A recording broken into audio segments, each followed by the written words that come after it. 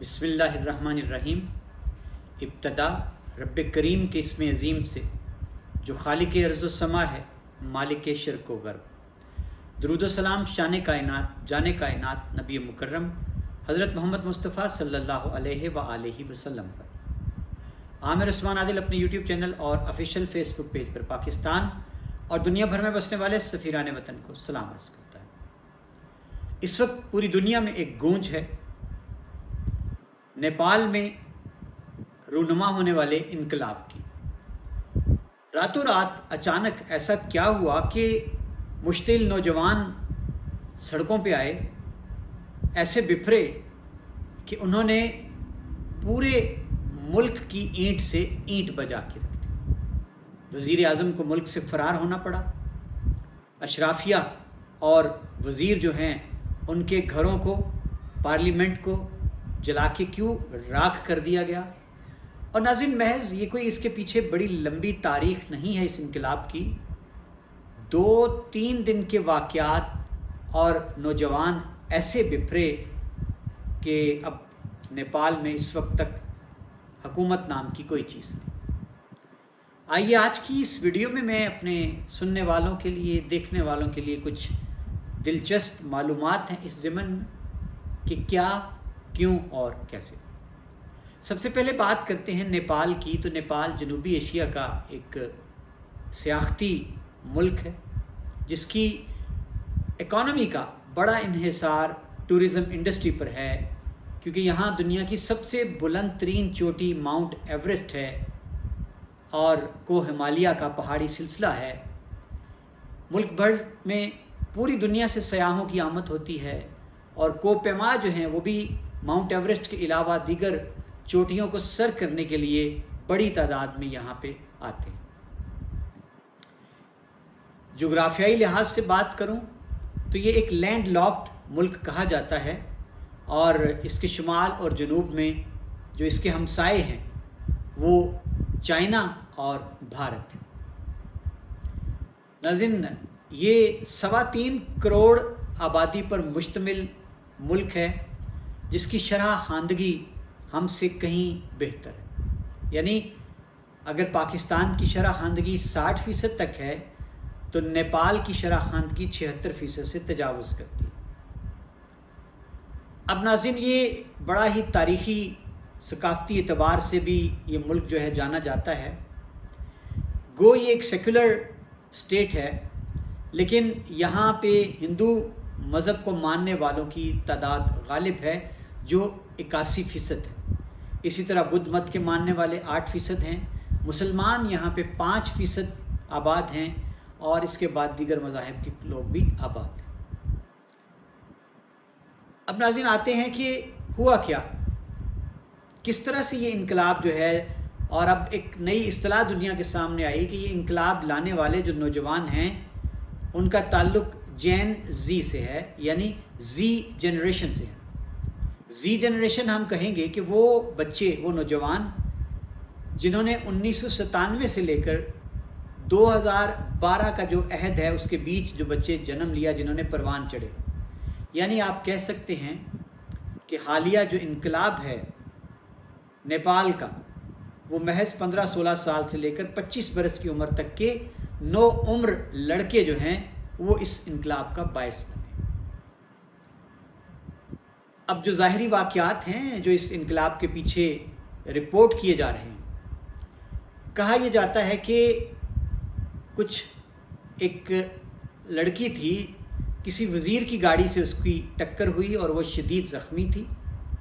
और जब इस पे बात शुरू हुई सोशल मीडिया पे, तो मुल्क के वज़ीर आज़म जो हैं KP शर्मा, उन्होंने एक बयान दागा कि ये इतना बड़ा वाक़या तो नहीं है, इसको हाइप दी जा रही है, उछाला जा रहा है और ये कोई सियासी प्लॉट लगता है। नाज़रीन, बस वज़ीर आज़म का ये बयान देना था कि यूँ समझ लीजिए कि जैसे आग एक चिंगारी थी वो भड़क उठी। नौजवान मुश्तिल हुए और उन्होंने इस पर शदीद रद्द-ए-अमल दिया। और फिर एक और गलती हुकूमत ये कर बैठी कि गुज़रे जुमेरात को हुकूमत ने मुल्क में 26 के करीब सोशल मीडिया की जो मुख्तलिफ़ साइट्स हैं, ऐप्स हैं, उन पर पाबंदी लगा दी। اور پھر طلبہ کا پیمانہ صبر جو ہے وہ اس قدر لبریز ہوا کہ سوموار کو انہوں نے پورے ملک میں اور خاص طور پر نیپال کا جو دارالحکومت ہے کھٹمنڈو، وہاں انہوں نے ریاستی اداروں کے اوپر چڑھائی شروع کر دی، وزیر اعظم ہاؤس، پارلیمنٹ، ایوان عدل۔ تو ناظرین پھر جب وزیر اعظم نے محسوس کیا کہ یہ تو میرے ہاتھ سے اب سب کچھ نکلتا جا رہا ہے، تو پھر انہوں نے ہنگامی طور پر اعلان کیا کہ میں سوشل میڈیا پر سے پابندی ہٹانے کا اعلان کرتا ہوں، لیکن اس وقت تلک بہت دیر ہو چکی تھی۔ یہ چنگاری جو تھی یہ شعلوں میں تبدیل ہوئی اور پھر ایک آگ بھڑک اٹھی اور پھر اس آگ نے بھسم کر کے رکھ دیا پارلیمنٹ کو، وزیر اعظم ہاؤس کو، وزراء کے گھروں کو۔ ناظرین سوموار کا دن ہنگاموں میں گزرا۔ پھر جو عمومی طور پر ہوتا ہے کہ ان ممالک میں اٹھتی ہوئی آوازوں کو، لوگوں کے غم و غصے کو اور احتجاج کو گولی کی طاقت سے دبانے کی کوشش کی جاتی ہے، خاموش کرانے کی کوشش کی جاتی ہے، چپ کرانے کی کوشش کی جاتی ہے۔ ایسا ہی ہوا نیپال میں، حکومت کے حکم پر پولیس نے نہتے مظاہرین پر گولیاں چلانا شروع کر دی اور سیدھی گولیاں برسائیں، جس کے نتیجے میں 21 جانیں جو ہیں قیمتی وہ ضائع ہو گئی۔ گولیاں چلنے کی دیر تھی کہ پھر نوجوانوں کو کنٹرول کرنا ممکن ہی نہ رہا۔ فوج نے دانش مندی سے کام لیا، سڑکوں پہ آئی، لیکن اس نے جب دیکھا کہ مظاہرین جو ہیں وہ بے بس ان کے سامنے خود کو محسوس کیا۔ اور پھر ناظرین جو کل منگل کے دن کے مناظر دنیا نے دیکھے، انہوں نے ایک عالم کو حیران کر دیا، ایک خوف کا عالم طاری ہو گیا، ایک لرزہ تھا۔ نوجوانوں کا جو بپھرا ہوا ہجوم تھا اس نے آؤ دیکھا نہ تاؤ، ہر چیز کو انہوں نے فنا کر کے رکھ دیا۔ پارلیمنٹ کو جلایا، شعلوں کی نظر کیا، اس کے بعد وزیر اعظم ہاؤس پہ ہلہ بولا اور پھر وزراء کو گھروں سے نکال کر ہجوم نے بری طرح سے مارا۔ اور خبریں آئیں کہ وزیر اعظم جو ہیں وہ ہیلی کاپٹر کے ذریعے سے ملک سے فرار ہونے کی اطلاعات بھی موصول ہوئیں۔ اب وہ گئے کہاں ہیں یہ ابھی تک کوئی اطلاع موصول نہیں ہوئی۔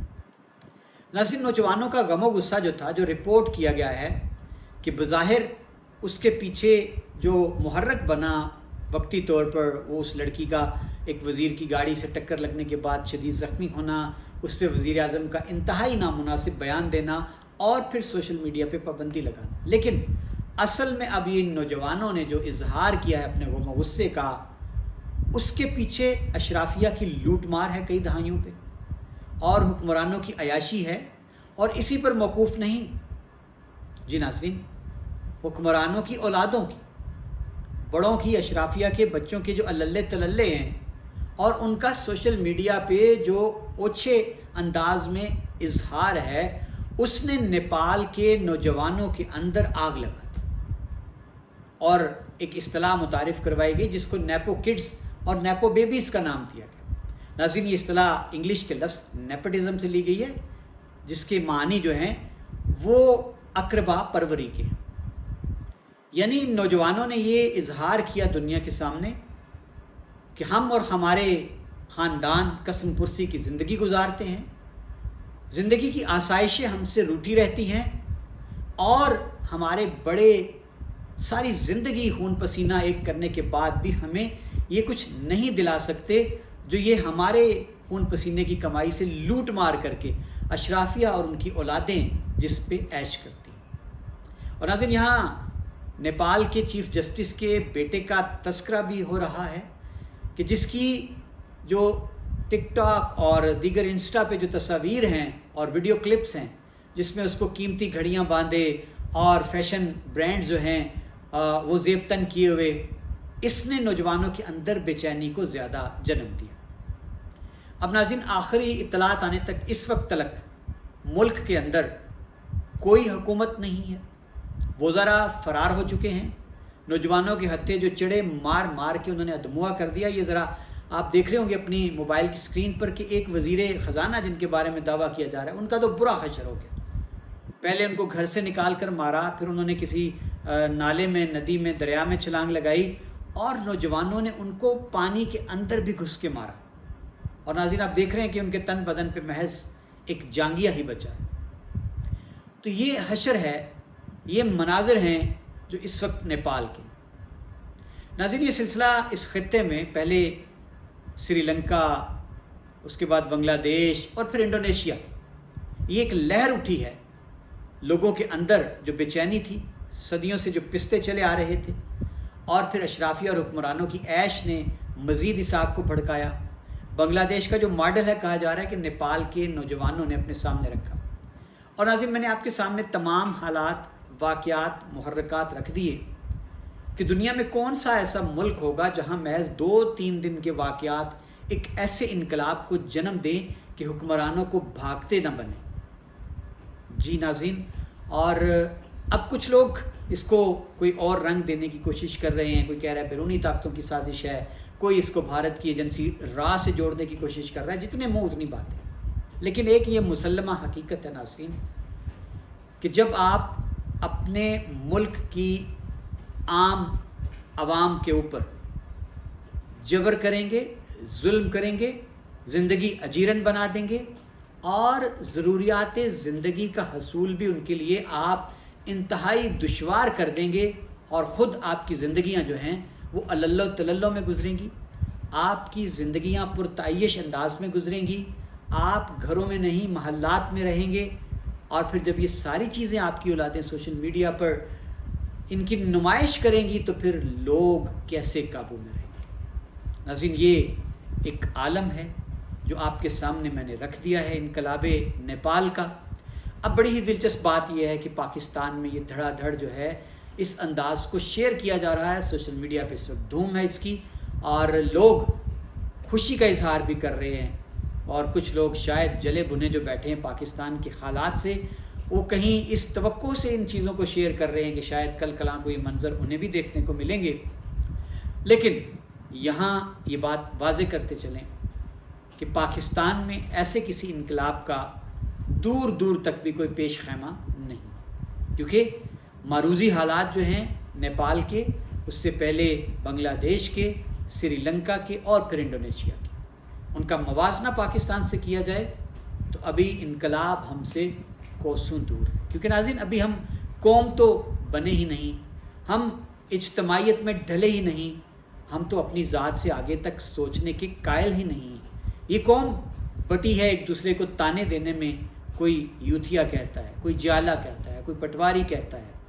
تو ظلم جو ہے ہمیں تقسیم کر کے جو جابر ہیں، جو فاسق ہیں، جو ظالم ہیں، وہ نسل در نسل ہم پہ کرتے چلے آ رہے ہیں، اور یہ سلسلہ جاری رہے۔ عامر عثمان عادل کو اجازت دیجیے، اپنا خیال رکھیے گا، اللہ حافظ۔